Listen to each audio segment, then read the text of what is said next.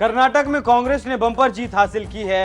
नतीजे आने से पहले कयास लगाए जा रहे थे कि कोई भी पार्टी बहुमत हासिल नहीं कर पाएगी, लेकिन कांग्रेस ने वो सारे कयास बदल दिए और बीजेपी की जड़ों को उखाड़ने का काम किया।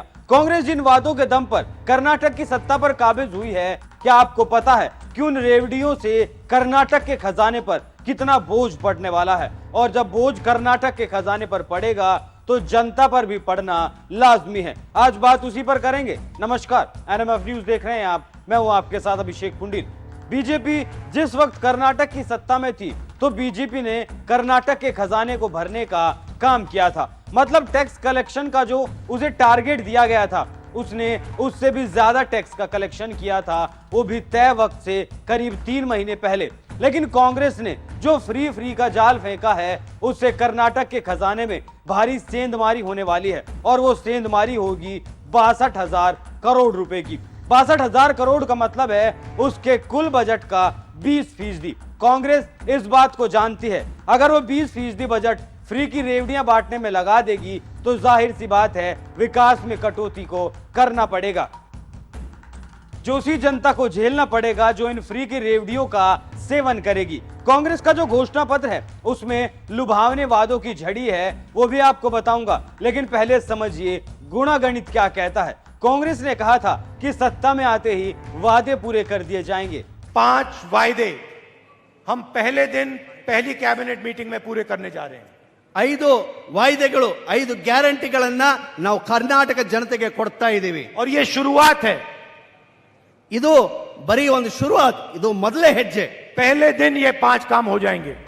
राहुल गांधी ने खुद कहा है कि पहली कैबिनेट की मीटिंग में 5 वादे पूरे किए जाएंगे, हर हाल में पूरे किए जाएंगे। लेकिन जानकारों का मानना है कि इन वादों के लिए हजारों करोड़ रुपए की बजट की जरूरत होगी और ये राज्य के बजट के लिए एक बड़ा झटका होगा। यहाँ तक बात सोचने वाली है, हाल फिलहाल में कांग्रेस ने 2 राज्यों में जीत दर्ज की। पहला है हिमाचल प्रदेश और दूसरा है कर्नाटक।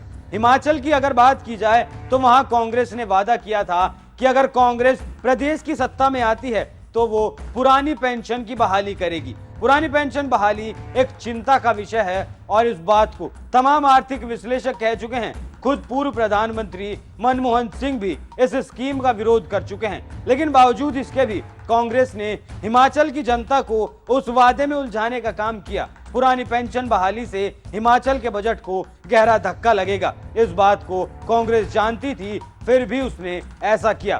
ठीक यही नीति कांग्रेस ने कर्नाटक में भी अपनाई। यहाँ एक और बात पर गौर करने की जरूरत है और वो ये है कि कांग्रेस के वो वादे हैं वो आम आदमी पार्टी के मुखिया अरविंद केजरीवाल से चोरी करने जैसे लगते हैं। जैसे केजरीवाल ने दिल्ली में महिलाओं के लिए बस सेवा मुफ्त की है, ठीक वैसे ही राहुल गांधी की पार्टी ने भी ये काम कर डाला। कांग्रेस के ये जो वादे हैं उनमें 62,000 करोड़ का खर्च आने का अनुमान है और अनुमान ऐसा भी है कि राज्य के कुल बजट का 20% तक इस पर खर्च हो सकता है। कांग्रेस का भी दावा ऐसा है, लेकिन कांग्रेस कहती है कि इसमें राज्य के कुल बजट का 15% खर्च होगा। वादों की लिस्ट लंबी है। कर्नाटक में चुनाव प्रचार के दौरान कांग्रेस पार्टी ने कर्नाटक की जनता के सामने एक बेहद ही लंबा वादों का जाल फेंकने का काम किया था, लेकिन शायद कर्नाटक की जनता नहीं जानती कि उन वादों के जाल में वो खुद भी उलझने वाली है।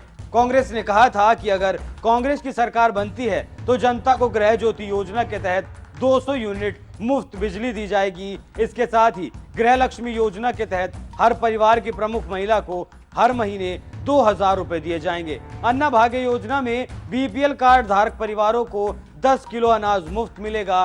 युवा निधि के तहत बेरोजगार ग्रेजुएट को 3,000 रुपए दिए जाएंगे। बेरोजगार डिप्लोमा धारकों को 1,500 रुपए हर महीने दिए जाएंगे।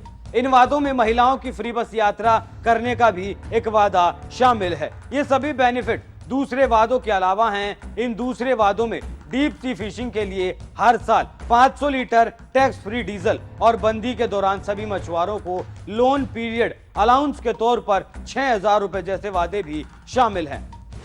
हर साल पड़ेगी 62,000 करोड़ की मार। इकोनॉमिक्स टाइम्स की रिपोर्ट के मुताबिक कुछ अनुमानों से पता चलता है कि अकेले कैश पेमेंट और बिजली सब्सिडी में हर साल 62,000 करोड़ रुपए का खर्च आएगा। इसका बोझ राज्य के खजाने पर पड़ेगा 62,000 करोड़ रुपए की। ये रकम राज्य के बजट का करीब 20% है।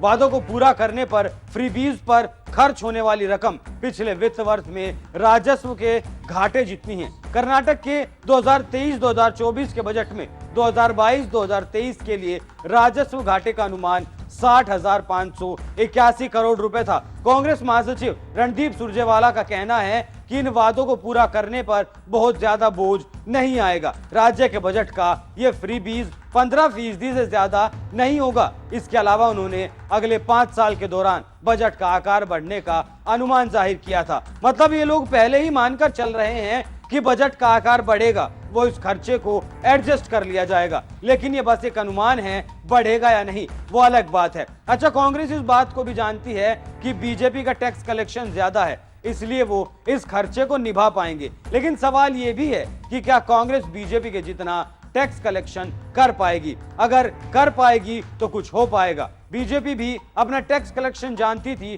उसके बावजूद भी उसने फ्रीबीज का इस्तेमाल करने में कोई दिलचस्पी नहीं दिखाई। कांग्रेस अपने इस कदम से राज्य के राजस्व पर भारी बोझ डालने का काम करने वाली है। बीजेपी ने बनाया राज्य को मजबूत।